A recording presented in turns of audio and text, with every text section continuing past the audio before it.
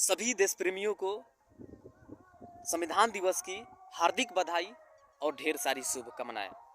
देखिए, जैसे हम समाज में या हमारे परिवार में किसी भी तरह के काम करते हैं तो उस काम को करने से पूर्व एक योजना बनाते हैं, एक संगठन बनाते हैं।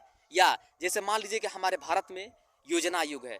ये एक ऐसी योजना है जो देश भर में 5 वर्ष के अंतर्गत यानी कि नागरिकों को आवश्यकताओं की पूर्ति करने के लिए एक योजना बनाती है, जो योजना आयोग है। ठीक उसी तरह हमारे भारत देश में जब संविधान निर्माण की बात आया तो एक सभा का गठन किया गया, जिस सभा का नाम था भारतीय संविधान सभा।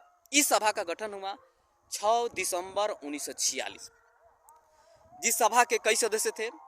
गठन के बाद पुनः 26 नवंबर 1949 को भारतीय संविधान अंगीकृत यानी अपनाया गया, और अपनाने के बाद हमारा भारतीय संविधान 26 जनवरी 1950 को जब पूर्ण रूप से लिख कर तैयार हुआ तो 26 जनवरी 1950 को लागू हुआ। जिस संविधान में अगर निर्माता के रूप में कहा जाए तो भीमराव अंबेडकर जी थे, और अस्थायी सदस्य डॉक्टर राजेंद्र प्रसाद जो हमारे भारत के प्रथम राष्ट्रपति थे, और अस्थायी सदस्य के रूप में कहा जाए तो डॉक्टर सच्चिदानंद सिन्हा।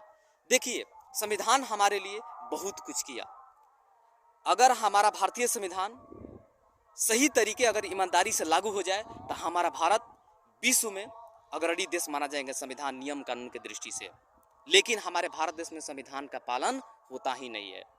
लोग क्या करते हैं, नियम का उल्लंघन कर देते हैं। अगर उल्लंघन ना करके अगर संविधान का सही तरह से पालन करे तो हमारे देश में रहने वाले जितने भी नागरिक हैं उन लोगों को जितने भी अधिकार है अपने अधिकार को समझेंगे और देश के लिए क्या करेंगे, किसी भी तरह के कार्य के लिए लड़ बढ़ के चढ़ेंगे।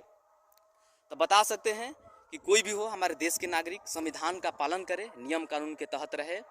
और जैसे कि हम जय जवान जय किसान कहते हैं, ठीक उसी तरह संविधान का भी जय किया करे।